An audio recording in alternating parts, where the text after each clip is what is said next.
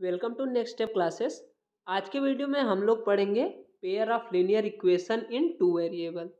तो सबसे पहले चैप्टर के नाम पे जाइए। पेयर ऑफ लीनियर इक्वेशन कहने का मतलब दो इक्वेशन होंगी और टू वेरिएबल, जिसमें हम लोग दो वेरिएबल का यूज़ करके क्वेश्चन को सॉल्व करेंगे। ठीक है, तो सबसे पहले स्टार्ट करने से पहले समझ लीजिए चैप्टर में दो टाइप के चैलेंजेस हैं। पहला फॉर्मूला, ठीक है, बहुत ज़्यादा नहीं है लेकिन जो भी हैं बिना उसके क्वेश्चन सॉल्व नहीं कर पाएंगे। दूसरा प्रोसेस। प्रोसेस का मतलब क्या है कि कुछ क्वेश्चन ऐसे होंगे इस चैप्टर में जिसमें प्रोसेस फॉलो करने ही पड़ेंगे, बिना प्रोसेस के हम लोग क्वेश्चन सॉल्व नहीं कर पाएंगे। ठीक है, कुछ बेसिक बातें पहले इस चैप्टर के जान लेते हैं। पहला ये कि two linear equation in same two variable are called pair of linear equation. ठीक है, इन टू वेरिएबल, यहाँ पे हमें दो लीनियर इक्वेशन होंगी और दो वेरिएबल होंगे। Okay, most general form of a pair of linear equation, जो यहाँ पे लीनियर इक्वेशन हम लोगों को देखने मिलेगा वो मिलेगा कुछ a1x plus b1y plus c1 equal to zero के फॉर्म में। ये होगी पहली इक्वेशन और दूसरी इक्वेशन होगी a2x plus b2y plus c2 is equal to zero के फॉर्म में। ठीक है, ये रहेगा, ये अपना यहाँ पे बेसिक कह लीजिए, स्टैंडर्ड इक्वेशन कह लीजिए। ठीक है, आगे चलते हैं। इसमें नेक्स्ट पॉइंट है अ pair of linear equation in two variable can be represented and solved by the. तो यहाँ पे हम लोग जो हमारे पास पेयर ऑफ लीनियर इक्वेशन होगा उसको दो तरीके से सॉल्व कर सकते हैं। पहला ग्राफिकल मेथड, दूसरा अलजेब्रिक मेथड। दोनों मेथड इस चैप्टर में है और हम लोग दोनों के बारे में डिस्कस करने वाले हैं। सबसे पहले हम लोग देखेंगे किसके बारे में, मेथड ऑफ ग्राफिकल मेथड। ठीक है, तो ग्राफिकल मेथड में सबसे पहले देखेंगे कि ग्राफिकल मेथड में किस कंडीशन में कितने सोल्यूशन और किस टाइप के सोल्यूशन होते हैं। ठीक है, ओके, क्योंकि यहाँ पे अपने पास दो लाइन है, जब दोनों लाइन को ड्रॉ करेंगे, अगर वो दोनों लाइन एक दूसरे को इंटरसेक्ट कर रही हैं, ठीक है, दोनों लाइन एक दूसरे को इंटरसेक्ट कर रही हैं, तो जो हमें सोल्यूशन मिलेगा वो यूनिक सोल्यूशन मिलेगा। इसका मतलब ये कि जैसे सपोज करिए एक लाइन हमारी ऐसे बन गई, ठीक है, और दूसरी लाइन हमारी बन गई यू। ठीक, तो दोनों लाइन देखिए इस पॉइंट पे कट की है ना, दोनों लाइन किस पॉइंट पे कट की हैं, इस पॉइंट पे। तो यही हो जाएगा अपना सोल्यूशन, क्योंकि ये एक जगह कट करी है इसीलिए इसको बोलेंगे क्या, यूनिक सोल्यूशन। ठीक है, यूनिक सोल्यूशन, क्योंकि यहाँ सोल्यूशन मिला है तो इसको बोलेंगे कंसिस्टेंट। जैसे कोई एक प्लेयर, जैसे विराट कोहली लगातार रन बनाते हैं तो कहते हैं कंसिस्टेंट प्लेयर, तो यहाँ भी क्या है, सोल्यूशन मिला है तो इसको बोलेंगे कंसिस्टेंट। ओके, फिर आगे आगे चलते हैं। अगर दोनों लाइन, क्योंकि यहाँ पेयर ऑफ लाइन की बात करी जा रही तो मतलब दो लाइन होगी अपने पास, अगर यही दो लाइन एक दूसरे को कॉन्साइड करें, कॉन्साइड कैसे करेंगी, जैसे एक लाइन ये बनी है, ठीक, एक लाइन बनी हुई है और दूसरी लाइन जस्ट इसी के ऊपर है, तो इसको बोलते हैं कॉन्साइड लाइन।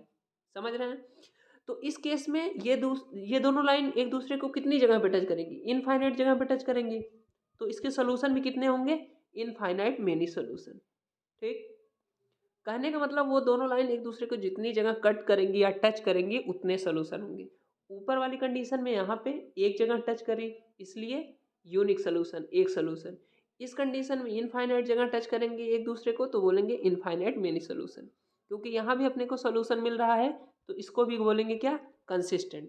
ठीक, ओके, अगर दोनों लाइन, ये जो दोनों लाइन होंगी उन दोनों को हम लोग सॉल्व करेंगे। ठीक है, इनका ग्राफ बनाएंगे। अगर दोनों लाइन क्या निकली, पैरेलल निकली, ठीक, दोनों लाइन पैरेलल हुई तो दोनों लाइन एक दूसरे को कहीं कट करेंगी, नहीं कट करेंगी, तो इसका सोल्यूशन क्या मिलेगा, नो सोल्यूशन। ठीक, तो जब यहाँ कोई सोल्यूशन ही नहीं मिला तो इसको बोलेंगे इनकंसिस्टेंट। ठीक, ओके, आगे चलते हैं।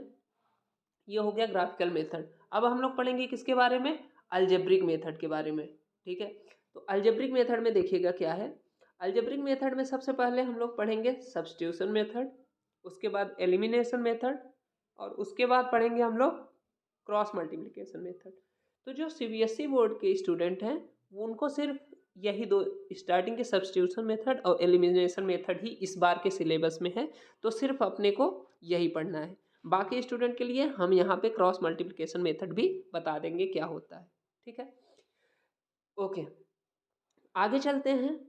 आगे क्या है कि if a pair of linear equation is given by a1x plus b1y plus c1 equal to 0 and second equation है a2x plus b2y plus c2 equal to 0, then the following condition situation arise. ठीक है, ये वही situation है जिसको हम लोग अभी ऊपर ग्राफ की मदद से देखे थे। अब हम लोग बिना ग्राफ के जब सॉल्व करेंगे तो कैसे पता पाएंगे कि लाइन इंटरसेक्टिंग है या कॉन्साइड लाइन है या फिर पैरेलल लाइन है। तो पहली कंडीशन देखिएगा। ठीक है, पहली कंडीशन ये है, यहाँ a1 और a2 होगा x का कोएफिशिएंट, ठीक ये, और जो b1 और b2 होगा वो होगा y का कोएफिशिएंट, और जो c1 और c2 होगा वो होगा कांस्टेंट। तो देखिएगा a1 और a2 का रेशियो अगर नॉट इक्वल टू b1 और b2 के बराबर आया, मतलब a1 बाई a2 करेंगे not equal to b1 by b2 होगा, तो उस केस में हमें किस टाइप का सोल्यूशन मिलेगा? सोल्यूशन मिलेगा यूनिक एंड कंसिस्टेंट सोल्यूशन।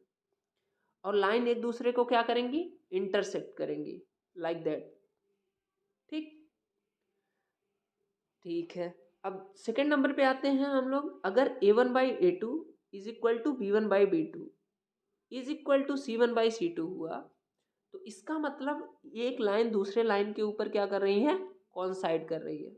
और जब एक लाइन दूसरे लाइन के ऊपर कॉन्साइड करती है तो एक दूसरे को इनफाइनाइट जगहों पे क्या करती है? टच करती है। तो जब इनफाइनाइट जगह पे टच करेंगी तो उसको बोलेंगे इनफाइनाइट मेनी सोल्यूशन या फिर उसी एंड कंसिस्टेंट सोल्यूशन। ओके, और थर्ड नंबर पे कंडीशन अपनी है a1 by a2 is equal to b1 by b2 but not equal to c1 by c2। मतलब दोनों लाइनें एक दूसरे के कुछ डिस्टेंस पे हैं और दोनों लाइनें क्या हैं? पैरेलल हैं, लाइक दैट। ठीक, तो इस केस में एक दूसरे को टच नहीं करेंगी लाइनें, तो क्या बनेगा? Infinite many sorry no solution का केस बनेगा, और नो सोल्यूशन के केस में हम लोग इनकंसिस्टेंट सोल्यूशन भी बोलते हैं। ठीक है, तो कहने का मतलब जब सोल्यूशन आएगा तभी कंसिस्टेंट होगा और सोल्यूशन नहीं आएगा तो इनकंसिस्टेंट होगा। ठीक, तो आगे चलते हैं। आगे अब हम लोग देखेंगे कुछ इंपॉर्टेंट क्वेश्चन। ठीक है ना, इस इंपॉर्टेंट क्वेश्चन जो अभी ऊपर सारे टॉपिक पढ़े हैं, सारे कॉन्सेप्ट पढ़े हैं, इन कॉन्सेप्ट को और क्लियर हो जाएगा इन जो हम लोग नीचे क्वेश्चन देखने वाले हैं। ठीक है, टाइप 1 पहले टाइप का जो क्वेश्चन है वो यहाँ पे solve the system of equation graphically. तो देखिए सबसे पहले जो लीनियर इक्वेशन होती हैं वो नाम से ही पता चल रहा है लाइन को फॉर्म करती हैं। तो कहने का मतलब ये दोनों जो इक्वेशन लिखी हैं ये एक लाइन को फॉर्म करेंगे। ठीक है, तो सबसे पहले पहली वाली line graph of 2x plus 3y equal to 2 को हम लोग क्या करते हैं? सॉल्व करते हैं कि इसको ड्रॉ कैसे करेंगे। देखिए तो सबसे पहले समझिए, किसी एक लाइन को ड्रॉ करने के लिए हम लोगों को यूनिक लाइन को ड्रॉ करने के लिए मैक्सिमम टू मैक्सिमम कितने पॉइंट चाहिए होता है? 2 पॉइंट। ठीक, अगर यही 2 पॉइंट हम लोगों को मिल गया, 2 पॉइंट हम लोगों को मिल गया, तो हम लोग किसी एक लाइन को ड्रॉ कर सकते हैं। तो देखो, तो यहाँ पे बहुत अलग अलग बुक में अलग अलग देता है कि अलग अलग वैल्यू लेके रैंडमली चलते हैं फिर निकालते हैं, बट मेरी मानिए सबसे आसान क्या होता है, एक बार x बराबर 0 ले लीजिए। ठीक, और इक्वेशन में पुट कर दीजिए और फिर y की वैल्यू निकाल लीजिए। दूसरी बार क्या करिए, y की वैल्यू 0 ले लीजिए, फिर इक्वेशन में पुट करिए और x की वैल्यू निकाल लीजिए। इससे आपको कुछ सोचना नहीं होता, वहाँ से क्या बोलेंगे 2 पॉइंट मिल जाएंगे और लाइन ड्रॉ कर लेंगे। तो देखिए जैसे ही हम लोग यहाँ पे क्या किए हैं, x बराबर 0 ले लिए हैं। जब x बराबर 0 यहाँ पे पुट किए हैं तो हम लोगों को क्या मिला है? y equal to 2/3। तो यहाँ से एक कोऑर्डिनेट मिल गया क्या? 0,2/3, क्योंकि x की वैल्यू पहले लिखी जाती है इसलिए 0 पहले लिखे। ठीक है, पुट y इक्वल टू 0। जब y इक्वल टू 0 हमने पुट किया है तो यहाँ देख पा रहे होंगे क्या आ गया है? x की वैल्यू 1। तो x की वैल्यू पहले लिखी जाती है तो इसलिए कोऑर्डिनेट क्या बन गया है? 1,0। ठीक है, सिमिलरली हम लोग दूसरी वाली लाइन जो है x minus 2y equal to 8 को सॉल्व करते हैं। क्या करेंगे? x इक्वल टू 0 पुट करेंगे। कहाँ पे? इस इक्वेशन में। जब 0 पुट करेंगे तो y की वैल्यू -4 आ गई, तो 0,-4 एक कोऑर्डिनेट हो गया। ठीक, फिर क्या करेंगे? दूसरे स्टेप में y को 0 लेंगे। जैसे ही y को 0 लेंगे x की वैल्यू क्या आ जाएगी? 8। ठीक, तो यहाँ से क्या मिल जाएगा? 8,0। ठीक है, अब हमें दोनों लाइन के लिए 2-2 पॉइंट मिल गए हैं, तो हम लोग उससे क्या करेंगे? लाइन को फॉर्म कर लेंगे। तो यहाँ देखिएगा, लाइन को बनाने के लिए हमने पहले क्या किया है, एक्स एक्सिस और वाई एक्सिस ले लिया है। ठीक, जैसे ही एक्स एक्सिस, ये रहा अपना एक्स एक्सिस और ये रहा ऊपर वाला वाई एक्सिस। ठीक है, तो जैसे ही ये रहा वाई एक्सिस। ओके, तो देखिएगा हमें पहला पॉइंट क्या मिला था, 0,2/3। यहाँ बना लिए 0,2/3 यहाँ पे। ठीक है, और फिर अगला पॉइंट क्या मिला था इसी के रिगार्डिंग, 1,3। तो 0,2/3 और 1,0 से जाने वाली लाइन हम लोगों ने ये ड्रॉ कर ली। ठीक है, ड्रॉ कर ली। और दूसरा पॉइंट मिला था 0,-4, 8,0। यहाँ से पास होने वाली लाइन हम लोगों ने ड्रॉ कर ली। तो जब ड्रॉ करते हैं तो देखते हैं कि ये दोनों पॉइंट एक दूसरे का, हम लोगों को जब प्रॉपरली ये ग्राफ पे आप बनाएंगे तो एग्जैक्ट वैल्यू आपको यहाँ पे ये देखिएगा, इधर से 4 और इधर से -2। तो 4 कॉमा यहाँ पे लिख नहीं पाए हैं, गलती हो गई, 4,-2 होगा। ठीक, ये 2 ना होके 4,-2 हो जाएगा। तो x की वैल्यू कितनी हो गई है 4 और y की वैल्यू कितनी हो गई है -2। तो यही अपना क्या हो जाएगा, 4, बोथ लाइन कहाँ इंटरसेक्ट कर रही है, 4,-2। तो यही अपना क्या हो जाएगा, सोल्यूशन हो जाएगा। ठीक है, ओके, नेक्स्ट क्वेश्चन में चलते हैं। नेक्स्ट क्वेश्चन है सॉल्व द लीनियर इक्वेशन। ठीक, अब दो इक्वेशन दे दी जाएंगी। अब अपने को क्या करना पड़ेगा, एक्स और वाई की वैल्यू निकालनी पड़ेगी। तो पहली इक्वेशन है x - y = 3 और दूसरी इक्वेशन है x/3 + y/2 = 6। ये दो इक्वेशन अपने को गिवन है। तो पहली वाली इक्वेशन का नाम दे दिए फर्स्ट, और दूसरी वाली इक्वेशन को एलसीएम लेके जब सॉल्व किए तो हम लोगों को मिल गया 2x + 3y = 36। तो अभी जो अलजेब्रिक मेथड में हम लोग 3 मेथड पढ़े हैं, उसमें से पहला मेथड डिस्कस करेंगे आप लोगों के साथ। ठीक है, एकदम फोकस इधर ही रखिएगा। देखिए क्या है कि सब्स्टिट्यूशन मेथड में क्या करना होता है, सबसे पहले किसी एक इक्वेशन से, ठीक है, या इक्वेशन 1 या फिर इक्वेशन 2, किसी एक इक्वेशन से आपको x या y की वैल्यू निकालनी है। ठीक, और उस x या y वैल्यू को दूसरे किसी इक्वेशन में पुट कर देनी है। जैसे यहाँ हम लोग फ्रॉम इक्वेशन से y की वैल्यू निकालते हैं। तो जब इक्वेशन फर्स्ट से जब y की वैल्यू निकालते हैं तो आती क्या, x - 3। ठीक है, अब इसको हम लोग पुट कर देते हैं इक्वेशन 2 में। तो जैसे इक्वेशन 2 में पुट करते हैं तो 2x + 3 × y की जगह हम लोग क्या पुट कर दिए, x - 3 = 36। तो जैसे ही हम लोगों ने उसको सॉल्व किया तो 2x + 3x - 9 ब्रैकेट ओपन करने के बाद = 36। ये दोनों ऐड हो जाएंगे, ऐड होने के बाद ये होगा 5x और इधर ये आ गया 45 हो जाएगा ऐड होने के बाद। तो यहाँ से जब हम लोग सॉल्व करते हैं तो x की वैल्यू क्या मिल जाती है अपने को, 9।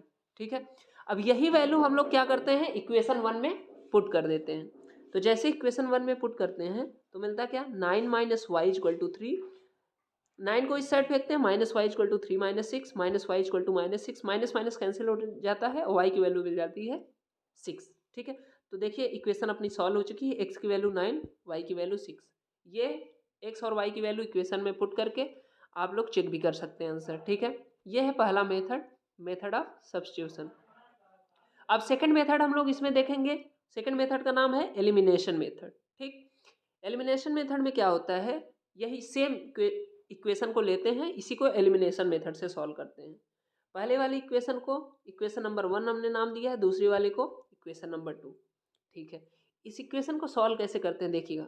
सबसे पहले x या y जिसको एलिमिनेट करना है उसको देख लीजिए, डिसाइड कर लीजिए। मान लीजिए हमको यहाँ पे y को एलिमिनेट करना है पहले, तो क्या करेंगे, y के कोएफिशिएंट से, यहाँ y का कोएफिशिएंट कितना है 3 से ऊपर मल्टीप्लाई करा दीजिए इक्वेशन 1 को, मल्टीप्लाई इक्वेशन 1/3, और ऊपर क्या है y का कोएफिशिएंट 1, तो इक्वेशन 2 को 1 से मल्टीप्लाई कर दीजिए। कहने का मतलब जो यहाँ का कोएफिशिएंट हो, नीचे का कोएफिशिएंट ऊपर मल्टीप्लाई कर दीजिए और ऊपर के कोएफिशिएंट से नीचे मल्टीप्लाई कर दीजिए। और फिर उसके बाद इक्वेशन कुछ ऐसे दिखेगी। जब इक्वेशन 1 को 3 से मल्टीप्लाई करेंगे तो 3x - 3y = 9 हो जाएगा, और इक्वेशन 2 को 1 से मल्टीप्लाई करेंगे तो सेम वही इक्वेशन रह जाएगी। अब देखिएगा यहाँ पे प्लस माइनस है, -3y, नीचे +3y, तो क्या कर देंगे, दोनों इक्वेशन को ऐड कर देंगे। जैसे ही ऐड करते हैं हम लोगों को देखते हैं कि हम लोग 3y वाला पार्ट कट चुका है। कटने के बाद 5x इक्वल टू 45 आया है। x की वैल्यू क्या आ गई यहाँ से 9। ठीक है, x की वैल्यू यहाँ से 9 आ चुकी है। ठीक, अब आगे चलते हैं, आगे देखेंगे हम लोग यही वैल्यू x की वैल्यू इक्वेशन 1 या 2 में जहाँ भी रखना हो आप रख दीजिए, यहाँ से y की वैल्यू निकाल लीजिए। ये है मेथड ऑफ एलिमिनेशन।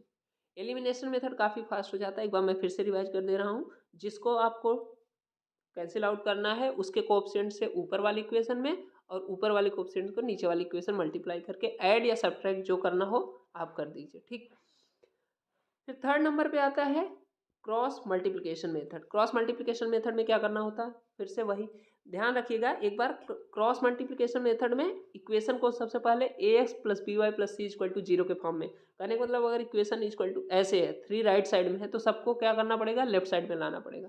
इक्वेशन को एक साइड 0 छोड़ना पड़ेगा, इस फॉर्मेट में रखना पड़ेगा। उसके बाद क्या करते हैं हम लोग, x y और 1 ऐसे लिख लेते हैं, ये स्टेप फिक्स है। ठीक, उसके बाद देखिए x है ना, तो x को छोड़िए, x को छोड़ के यहाँ आगे क्या मिल रहा है, y का कोएफिशिएंट -1 तो -1 लिख दिया। ठीक, और यहाँ पे y का कोएफिशिएंट 3 है तो 3 लिख दिया। अब उसके आगे क्या है -3 तो -3 लिख दिया। ठीक, उसके आगे क्या है -36 तो यहाँ -36 लिख दिया। अब आया y का नंबर, तो जब y पे आएंगे तो अगला नंबर उसके पीछे देखिए 1, यहाँ पे 1 है और यहाँ पे 2 है। ठीक, तो ये 1 और 2 यहाँ लिख दिया। फिर जब 1 पे आएंगे उसके आगे देखिएगा यहाँ -1 और 3 है, इसको एक साथ लिख लिया। फिर क्या करिए, x को लिखिए और डिवाइड में ये जैसे एरो बनाए हैं हम उसी फॉर्मेट में इसको सॉल्व कर लीजिए। -1 को -36 से मल्टीप्लाई और 3 को -3 से मल्टीप्लाई, ऐसे ही फर्दर आगे पूरा सॉल्व कर लीजिए। सॉल्व करने के बाद जब नीचे सॉल्व करेंगे तो कुछ ऐसा बन के तैयार हो जाएगा अपने पास। ठीक, अब देखो x की वैल्यू निकालने के लिए पहले और तीसरे टर्म को एक साथ ले लीजिए। x/45 इक्वल टू 1/5 सॉल्व करेंगे तो यहाँ से x की वैल्यू 9। देखिए फिर, और y की वैल्यू को सॉल्व करने के लिए दूसरे और तीसरे टर्म को एक साथ ले लीजिए, तो जब सॉल्व करेंगे तो y की वैल्यू 6। देखिए यहाँ 3 मेथड देखें, तीनों मेथड से अपना आंसर सेम आ रहा है, तो मेथड बदलने से कोई दिक्कत नहीं। बट अगर एग्जाम में क्वेश्चन में मेंशन कर दिया जिस मेथड से, उसी मेथड से करना है। अगर मेंशन नहीं किया है तो जो मेथड आपके सिलेबस में है या फिर आपको पसंद है उस मेथड से आप सॉल्व कर सकते हैं। क्वेश्चन नंबर 3 देखते हैं। फॉर व्हाट वैल्यू ऑफ के द सिस्टम ऑफ इक्वेशन, ये सिस्टम इक्वेशन दिया है, यूनिक सोल्यूशन होगा, नो सोल्यूशन होगा। ठीक है, मतलब के की किस वैल्यू के लिए ये इक्वेशन जो है एक बार यूनिक सोल्यूशन देगा, एक बार नो सोल्यूशन देगा। ठीक है, तो सबसे पहले गिवन इक्वेशन को हम लोग ax plus b y plus c equal to 0 के फॉर्म में सॉल्व कर लेंगे। ठीक, तो अपना इक्वेशन अभी क्या गिवन है, x plus 2y equal to 3, तो इसको थोड़ा सा अरेंज करके x plus 2y minus 3 equal to 0 के फॉर्म में कर लेंगे। नीचे वाला ऑलरेडी अरेंज है। फिर देखेंगे, अब सबसे पहले स्टैंडर्ड इक्वेशन से जब हम लोग कंपेयर करेंगे तो ए बी सी की हम लोगों को क्या मिल जाएगी वैल्यू। a1 की वैल्यू 1, सॉरी a1 की वैल्यू 1, यहाँ पे 1 है। b1 की वैल्यू 2, ठीक है, यहाँ से, और c1 की वैल्यू -3 यहाँ से। ऐसे ही दूसरी इक्वेशन से a2 की वैल्यू 5, ठीक है, a2 की वैल्यू 5, b2 की वैल्यू k और c2 की वैल्यू 7 होगी। ठीक है, अब देखिए जो हम लोग अभी कॉन्सेप्ट पढ़े हैं for unique solution, unique solution के लिए क्या पढ़े थे हम लोग कि a1/a2 is not equal to b1/b2। तो जब यहाँ a1/a2 करेंगे, a1/a2, a1 a2 की वैल्यू यहाँ से पुट करेंगे तो 1/5 आएगा, और नॉट इक्वल टू b1/b2 जब यहाँ से करेंगे तो 2/k आएगा। तो जब इसको सॉल्व करेंगे तो k is not equal to 10 आएगा। इसका मतलब क्या हुआ, हम k की वैल्यू 10 को छोड़ के कुछ भी ले, हमारा जो system of linear equation given है वो हमेशा यूनिक सोल्यूशन देने वाला है। ठीक है, मतलब 10 को छोड़ के 9 लो, 11 लो, 15 लो, कुछ भी लो, माइनस में लो, हमेशा यूनिक सोल्यूशन देगा। बस k नहीं लेना है क्योंकि k is not equal to 10 आया। Okay, for no solution, second number question, no solution के लिए कंडीशन क्या होता है कि लाइन एक दूसरे के पैरेलल हो, और पैरेलल होना कब लाइन होती है, जब a1/a2 is equal to b1/b2 is not equal to c1/c2। तो a1/a2 1/5, ठीक, और b1/b2 2/k और c1/c2 -3/7। तो यहाँ से जब हम लोग पहले और तीसरे टर्म को कंपेयर करेंगे पहले और दूसरे टर्म को, तो k इक्वल टू 10 आएगा, और दूसरे तीसरे को करेंगे तो k नॉट इक्वल टू -14/3 आएगा। तो हम जो नॉट इक्वल टू उसको छोड़ो, अभी हमारे लिए रिक्वायर्ड वैल्यू क्या हो जाएगी, k इक्वल टू 10। तो k की वैल्यू जब हम लोग 10 ले लेंगे तो हमें क्या मिलेगा, no solution other than this unique solution. ठीक है, नेक्स्ट क्वेश्चन देखते हैं हम लोग, वर्ड प्रॉब्लम टाइप के होंगे। तो सबसे पहले ये काफ़ी इंपॉर्टेंट क्वेश्चन है इस टाइप का कि if we added 1 to numerator, numerator में 1 ऐड करते हैं, उसके बाद सब्ट्रैक्ट करते हैं 1 फ्रॉम द डिनोमिनेटर, डिनोमिनेटर से 1 सब्ट्रैक्ट करते हैं, तो a fraction reduce to 1, fraction किस में रिड्यूस हो जाता है, 1 में। अगली लाइन है इफ इट बिकम्स 1/2, इफ 1/2 कब होता है, if only added 1 to the denominator, सिर्फ डिनोमिनेटर में 1 ऐड करते हैं। तो हमको बताना है कि व्हाट इज द फ्रैक्शन। तो फ्रैक्शन नहीं पता है तो सबसे पहले लेट कर लो फ्रैक्शन इज x/y। तो अब क्वेश्चन के अकॉर्डिंग चलिए, ये लाइन जरूर लिखिएगा एग्जाम में, अकॉर्डिंग टू क्वेश्चन। क्वेश्चन क्या बोल रहा है, 1 ऐड किया जाता है किसमें, न्यूमरेटर में, और 1 सब्ट्रैक्ट किया जाता है कहाँ से, डिनोमिनेटर में। तो हम लोग क्या करते हैं, ये अपना क्या था, फ्रैक्शन था, तो उसके फ्रैक्शन में 1 देखिए ऊपर ऐड कर दिए हैं और नीचे क्या किए हैं, सब्ट्रैक्ट कर दिए हैं। ठीक, तो अब एक हमारा वो फ्रैक्शन क्या बन जा रहा है, 1, तो इसको हमने क्या बना दिया, 1। तो जब हमने इसको सॉल्व किया तो x plus y equal to y minus 1 आया, तो यहाँ से x minus y equal to -2, equation number 1। ठीक, और यहीं पे सेकेंड अगली लाइन जब पढ़ेंगे हम लोग, आगे वाली लाइन, उसमें क्या है कि जो हमारा फ्रैक्शन है वो 1/2 हो जा रहा है, कब, if only added to 1, denominator में सिर्फ 1 ऐड कर दिए हैं, तो क्या बन जा रहा है अपना फ्रैक्शन 1/2। ओके, फिर इसको हम लोगों ने क्या किया, सॉल्व किया, 2x equal to Y plus 3 आया, 2x minus y equal to 1 आ गया। ठीक है, अब हमें x और y की वैल्यू पता चलेगी, तभी हम लोग फ्रैक्शन बता पाएंगे। तो अब 2 इक्वेशन है, दोनों को हम लोग सॉल्व कर लेंगे। अब सॉल्व करने के लिए हम ऊपर 3 मेथड डिस्कस किए हैं, तीनों से जो आपको आसान लगा हो उससे सॉल्व कर लीजिए। तो सबसे तेज आंसर देता है कौन सा मेथड, एलिमिनेशन मेथड। तो हम लोग यहाँ एलिमिनेशन मेथड अप्लाई करेंगे। इक्वेशन नंबर 1 यहाँ पे हम लोगों ने लिखा, इक्वेशन नंबर 2 नीचे पे हम लोगों ने लिखा। अब दोनों को क्या किया, सब्ट्रैक्ट कर दिया। क्यों का सब्ट्रैक्ट किया, क्योंकि सिमिलर साइन था, साइन चेंज करना था। जब सब्ट्रैक्ट करते हैं तो साइन चेंज हो जाता है, अगर नीचे वाली के साइन चेंज हो जाता है, तो यहाँ का साइन पहले जो प्लस में था वो माइनस में हो गया, और जो माइनस था वो प्लस में हो गया। तो प्लस माइनस ऊपर नीचे कैंसिल आउट हो गया। कैंसिल आउट होने के बाद जब ये x माइनस 2x किए तो -x आ गया यहाँ पे, और -2 -1 मिलके -3 आ गया। तो x की वैल्यू अपने क्या पता चल गई, 3। अब हम इस x को कहीं भी इक्वेशन 1 या 2 में पुट कर देते हैं, 1 में पुट करते हैं तो हम लोगों को मिल जाता है y की वैल्यू 5। तो हमारा फ्रैक्शन क्या था, x/y, तो x की वैल्यू क्या पुट कर दिया, 3, और y की वैल्यू 5, तो हमारा आंसर निकल के आ गया। ठीक है, नेक्स्ट क्वेश्चन पे चलते हैं, एज प्रॉब्लम। ठीक है, ये क्वेश्चन भी काफ़ी चांसेस हैं आने के, एज प्रॉब्लम। ठीक है, एज वाले क्वेश्चन बहुत आते हैं। ठीक, तो सबसे पहले एज वाली प्रॉब्लम देखने से पहले क्वेश्चन को ध्यान से पढ़िए पहले। ठीक, क्वेश्चन को ध्यान से पढ़िए। क्वेश्चन क्या दिया हुआ है, अब 5 year ago Noori was thrice as old as Sonu. Okay, आगे कंडीशन क्या है, 10 years later Noori will be twice as old as Sonu. अब बताना क्या है कि how old are Noori and Sonu. तो सबसे पहले इस क्वेश्चन में हम लोगों को जब भी एज वाली क्वेश्चन दे, सबसे पहले जो भी इस मूवी में देखो 2 कैरेक्टर थे, एक नूरी एक सोनू, तो सबसे पहले इन दोनों की प्रेजेंट एज, क्या मैं बोल रहा हूँ, प्रेजेंट एज, दोनों के प्रेजेंट एज लेट कर लो। मान लिया नूरी की प्रेजेंट एज x और सोनू की प्रेजेंट एज y। अब मूवी में क्या कर रहा है, 5 साल पहले की कहानी दी हुई है, मतलब 5 साल पहले की कहानी दी हुई है, नहीं पता चल रहा 5 years एगो, तो वॉज दिया है ना, वॉज मतलब कहानी पहले की है, बीती हुई है, पास्ट टेंस की बात हो रहा है। तो 5 साल पहले, तो दोनों की एज 5 साल कम होगी प्रेजेंट एज से, तो दोनों की एज में से हमने क्या किया, 5 सब्ट्रैक्ट कर दिया। आगे क्या बोल रहा है कि जो नूरी थी वो थ्राइस थी, मतलब 3 गुनी ज़्यादा थी, नूरी की एज 3 times ज़्यादा थी सोनू से। अगर हमें इक्वेशन को बराबर करना है तो ये था नूरी, ये थी कौन, नूरी, और ये थी कौन, सोनू। क्योंकि नूरी की एज 3 गुना ज़्यादा है तो इक्वेशन बैलेंस करने के लिए हमें 3 का मल्टीप्लाई किधर करने पड़ेगा, सोनू के साइड। तो जैसे ही मल्टीप्लाई किया हमने क्या किया, ब्रैकेट ओपन, ओपन करने के बाद हमें ये मिल गया। इसको हम एक साइड ले आते हैं तो हमें मिल जाती है equation x minus 3y equal to -10। ठीक, इक्वेशन नंबर 1। अब क्या करते हैं, कहानी में आगे चलते हैं। मूवी पे अब आई 10 ईयर्स लेटर। क्या कर रहे हैं, कहानी अब आगे बढ़ गई है और बोले हैं 10 साल बाद। 10 साल बाद मतलब आज से प्रेजेंट एज से हमेशा मानेंगे।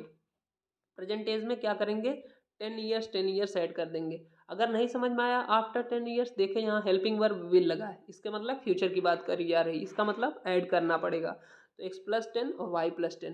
ठीक है, आगे चलते हैं। आगे क्या बोला है कि Noori will be twice as old as Sonu. अब नूरी 2 गुना बड़ी है सोनू से। क्योंकि नूरी 2 गुना बड़ी है तो इक्वेशन बैलेंस करने के लिए हम लोगों को सोनू के साइड 2 का मल्टीप्लाई कराना होगा। और मल्टीप्लाई करने के बाद जैसे ही ब्रैकेट ओपन करते हैं तो हमें इक्वेशन मिल के आती है x minus 2y equal to 10। ये इक्वेशन नंबर 2 हो गई। अब इन्हीं दोनों इक्वेशन को हम लोगों को सॉल्व कर लेना है। सॉल्व करना है तो फिर से अपना जो मेथड आपको आसान लगा, इजी लगा हो, उस मेथड से आप सॉल्व कर सकते हैं। तो दोनों इक्वेशन लिखी हुई थी, दोनों को हमने क्या किया, सब्ट्रैक्ट किया। सब्ट्रैक्ट करने से ये फायदा था कि x वाला टर्म कैंसिल आउट हो रहा था। अब यहाँ सॉल्व किया तो -3y में 2y गए तो y बचा माइनस का, और -20 सिमिलर साइन है, ऐड हो गया, -20 मिल गया, माइनस माइनस कैंसिल आउट हुआ तो y की वैल्यू 20 मिल गई। यही y की वैल्यू इक्वेशन 1 में या 2 में जिसमें पुट करना पुट कर दो। तो हमने 2 में पुट किया तो x की वैल्यू क्या मिल गया, 50। इसका मतलब x की एज किसकी थी, नूरी की। तो नूरी की एज कितनी होगी इस समय प्रेजेंट है, 50 साल। ठीक, और सोनू की एज कितनी होगी, सोनू की एज होगी 20 साल। ठीक है, ये क्वेश्चन था। क्वेश्चन को ऐसे ही सॉल्व करना है। एज वाली प्रॉब्लम जब भी आए प्रेजेंट एज लेट कर लीजिए। जब अगर पास्ट की बात हो रही तो एज को सब्ट्रैक्ट कर दीजिए, और फ्यूचर की बात हो रही है तो एज को ऐड कर दीजिए। ठीक है, नेक्स्ट टाइप का प्रॉब्लम इसमें बनता है जो है कि वो 2 डिजिट नंबर से रिलेटेड बनता है। ठीक, तो क्वेश्चन ध्यान से पढ़िएगा। Sum of 2 digit number, 2 digit number है, उनके डिजिट को सम किया जाता है तो मिलता है 9। ठीक, also 9 times this number is twice, ठीक है, number obtain by reversing the order. मतलब ये नंबर जो है 9 टाइम्स, 9 गुना बड़ा है किससे, अगर इस नंबर के डिजिट को चेंज कर दे, रिवर्स कर दे। ठीक है, उसके 2 गुने से वो 9 गुना बड़ा। ठीक है, तो बोल रहा है फाइंड द नंबर। तो इस टाइप के क्वेश्चन में हमेशा 2 डिजिट में ये लाइन आप एकदम ध्यान से लिख लीजिए। जब भी आपको 2 डिजिट नंबर लेट करना हो तो क्या मानेंगे, 10x प्लस वाई। इसमें जो x है वो 10 के साथ है तो 10th डिजिट क्या होगा, x, और y जो है अकेला है तो वो होगा यूनिट डिजिट। अब देखिए नंबर को रिवर्स करने की बात हुई है ऊपर क्वेश्चन में, नंबर सॉरी डिजिट को रिवर्स करने। तो नंबर क्या बन जाएगा अगर डिजिट को रिवर्स करेंगे, तो देखिए x की जगह y, y की जगह x अगर ऊपर रखेंगे तो नंबर मिल जाएगा 10y प्लस x। ये क्या है, रिवर्सिंग नंबर है। ठीक है, डिजिट को चेंज करके। अब अकॉर्डिंग टू क्वेश्चन, क्वेश्चन क्या बोला है कि डिजिट का सम 9 है, तो यहाँ से दोनों डिजिट x प्लस वाई का सम 9 कर दिया हमने। ठीक है, फिर आगे लाइन बोली गई है कि 2 डिजिट नंबर का 9 टाइम्स बराबर है रिवर्स करने पे नंबर को, कब, 2 टाइम्स। ठीक, ऐसा क्वेश्चन में बोला है। तो क्वेश्चन को हमने क्या कर दिया, 9 times of 2 digit number equal to 2 times of reversing of 2 digit number. अब जब इन दोनों नंबर को हमने क्या किया, ब्रैकेट ओपन किया तो 90 प्लस 9y मिल गया, इधर 20 प्लस 2x मिल गया, 20y प्लस 2x। जब इन सबको एक साइड ले आया, सॉल्व किया, तो अपने पास आ गया 88x minus 11y equal to 0। 11 से डिवाइड कर दिया तो 8x minus y equal to 0। अब यहाँ से हम लोगों को मिल गया y इक्वल टू 8x। अब इसको क्या किया हमने, यहाँ अपने को सब्स्टिट्यूशन मेथड आसान लग रहा है तो y इक्वल टू 8x को इक्वेशन 1 में पुट किया। जैसे इक्वेशन 1 में y की जगह 8x पुट किया तो 9 equal to 9x equal to 9 मिल गया, x की वैल्यू 1 आ गई। ठीक, यही x की वैल्यू 1 इक्वेशन नंबर पुट में जब इक्वेशन नंबर 2 में पुट किया तो y की वैल्यू कितनी मिल गई, 8। ठीक, तो x और y मिल चुका है। तो अपना 2 डिजिट नंबर क्या लेट किए थे, 10x प्लस वाई। ठीक, तो x की जगह हमने 1 पुट किया, y की जगह 8 पुट किया, तो वो नंबर हमको मिल गया 18। ठीक है, ओके, तो आगे चलते हैं। लास्ट क्वेश्चन इस चैप्टर का देखते हैं और इसी टाइप का लास्ट क्वेश्चन है, इसके बाद चैप्टर फिनिश। ठीक है, देखते हैं question. Ritu can down stream, ये बोट एंड रिवर का प्रॉब्लम आता है, इससे काफ़ी फेमस क्वेश्चन है एनसीईआरटी का। Ritu can row down stream 20 kilometre in 2 hours, ठीक है, and up stream 4 kilometre in 2 hours. Find the find her speed in rowing in still water, जब स्टिल वाटर में रोइंग करेगी तो स्पीड बतानी है और करंट की स्पीड बतानी है। तो डाउन स्ट्रीम और अप स्ट्रीम का कॉन्सेप्ट सबसे पहले समझ लीजिए, यही सबसे ज़्यादा दिक्कत होती है। डाउन स्ट्रीम का मतलब होता है कि जब रिवर और बोट दोनों एक ही डायरेक्शन में, रिवर कभी कभी रिवर भी लिखा रहेगा, इसको स्ट्रीम भी लिख सकता है, करंट भी लिख सकता है, एक ही बात है। जब रिवर और बोट, बोट की जगह मैन भी हो सकता है, कोई नाम भी हो सकता है, जब दोनों एक ही डायरेक्शन में हों, ठीक, जब दोनों एक ही डायरेक्शन में फ्लो कर रहे हों तो क्या होता है, उसको बोलते हैं डाउन स्ट्रीम कंडीशन। ठीक, और डाउन स्ट्रीम देखो दोनों एक ही साइड जब जा रहे हैं तो डाउन स्ट्रीम के केस में स्पीड हमेशा दोनों की ऐड हो जाएगी। अगर हम मैन की स्पीड को x माने हैं और रिवर की स्पीड को y माने हैं तो दोनों का ऐड हो जाएगा, x प्लस वाई हो जाएगी। ये बात ध्यान रखिएगा, सिर्फ इतना सा बात ध्यान रखिए कि डाउन स्ट्रीम में दोनों की स्पीड जुड़ जाती है और जो अप स्ट्रीम होता है उसमें दोनों की स्पीड क्या होती है, सब्ट्रैक्ट हो जाती है। और अप स्ट्रीम का केस कैसे बनता है, रिवर जिस साइड फ्लो कर रही होती है, बोट या आदमी उसके अपोजिट डायरेक्शन में तैर रहा होता है।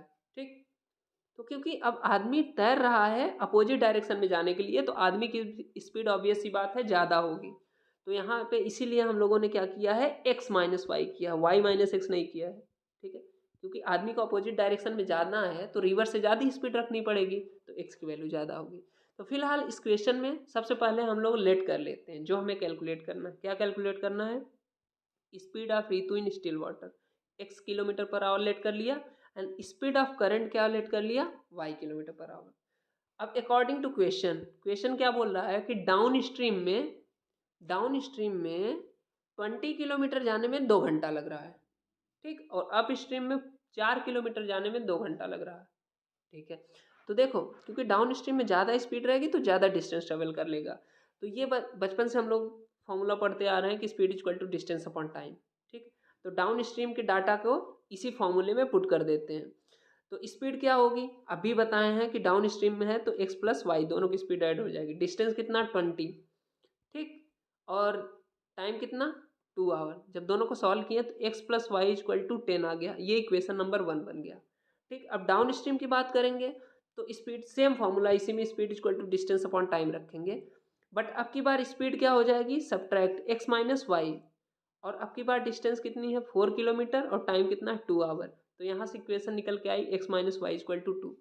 अब दोनों इक्वेशन को फिर से सॉल्व कर लेंगे, जो भी मेथड आप अप्लाई करना चाहते हैं वो अप्लाई करिए। तो यहाँ पर हमने एलिमिनेशन लगाया तो दोनों इक्वेशन का ऐड किया तो ये कट गया, एक्स एक्स 2x और 10 प्लस 2 12।